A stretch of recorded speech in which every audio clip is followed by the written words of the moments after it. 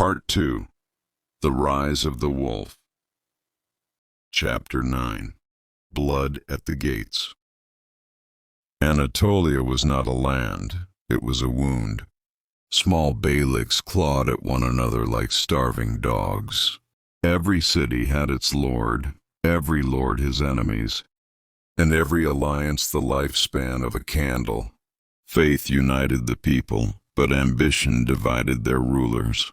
Iskandar entered this chaos as a nobody. Within weeks men began to notice him.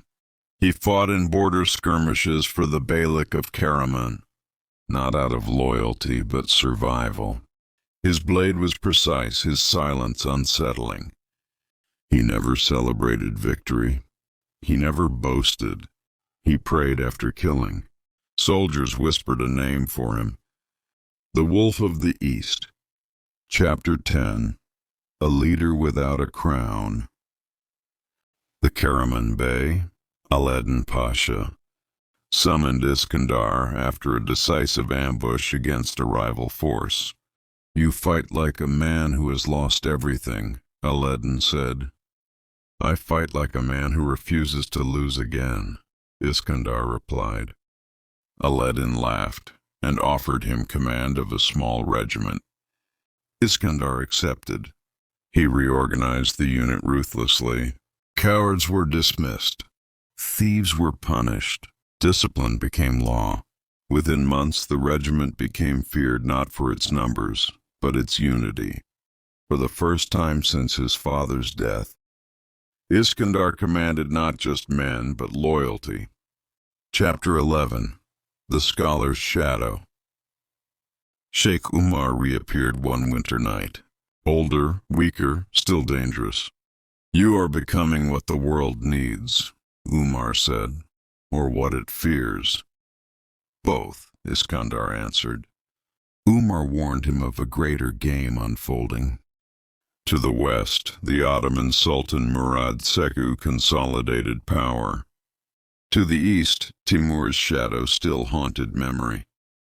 Between them, ambitious men sharpened knives.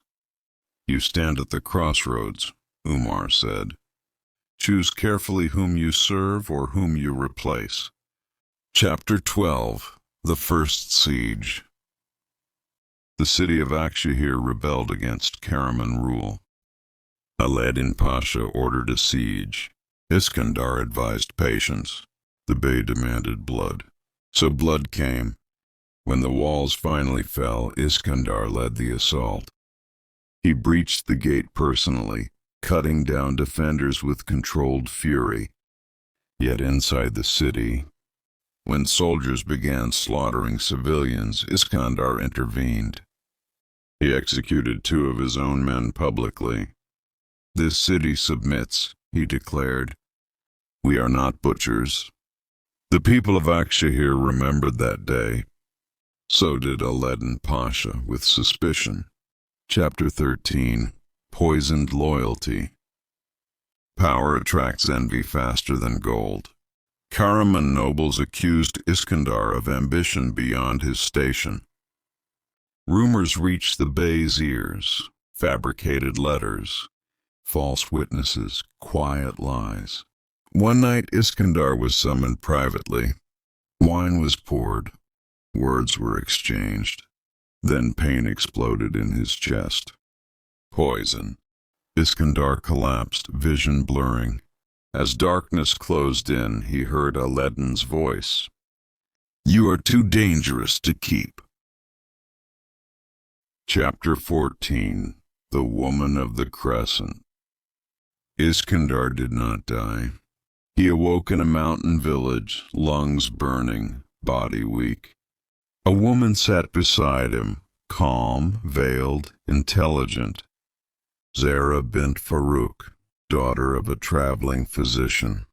She had recognized the poison, treated him in secret, risked death for a stranger. "Why?" Iskandar asked weakly. "Because Allah does not save men without purpose," she replied. During weeks of recovery, they spoke of faith, justice, and the price of power. Zara saw through Iskandar's armor. "You fear becoming a tyrant," she said. "I fear becoming nothing," he answered. Something human stirred in him, dangerous, fragile. Chapter 15. Death of a Name. When Iskandar returned secretly to Karaman lands, he found himself declared dead. Alaeddin Pasha had announced it publicly. Iskandar smiled. "Then I am free," he said. He gathered men who had served under him, survivors, outcasts, believers, warriors loyal not to a banner but a man. They swore an oath beneath the open sky. No throne, no lord, no betrayal, only purpose. Chapter 16. The Wolf's Banner. Iskandar adopted a new symbol, a black wolf beneath a silver crescent. His force struck swiftly, defeating bandits, protecting caravans, liberating villages crushed by corrupt rulers. He took no taxes, only loyalty. People spoke his name openly now. Some called him a hero, others called him a threat. Ottoman spies took notice.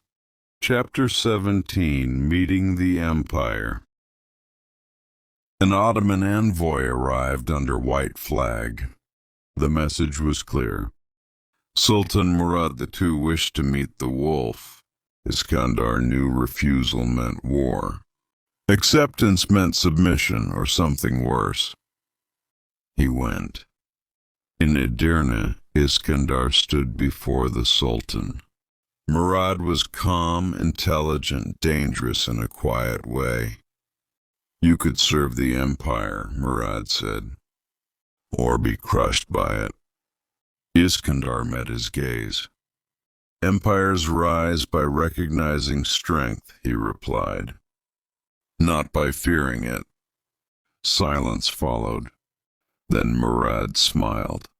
Chapter 18. The Offer That Changes Fate. Murad offered Iskandar a command within the Ottoman army, not as a noble, not as a prince, but as a weapon. "Prove your loyalty," the Sultan said, "and history will remember you." Sheikh Umar's warning echoed in Iskan.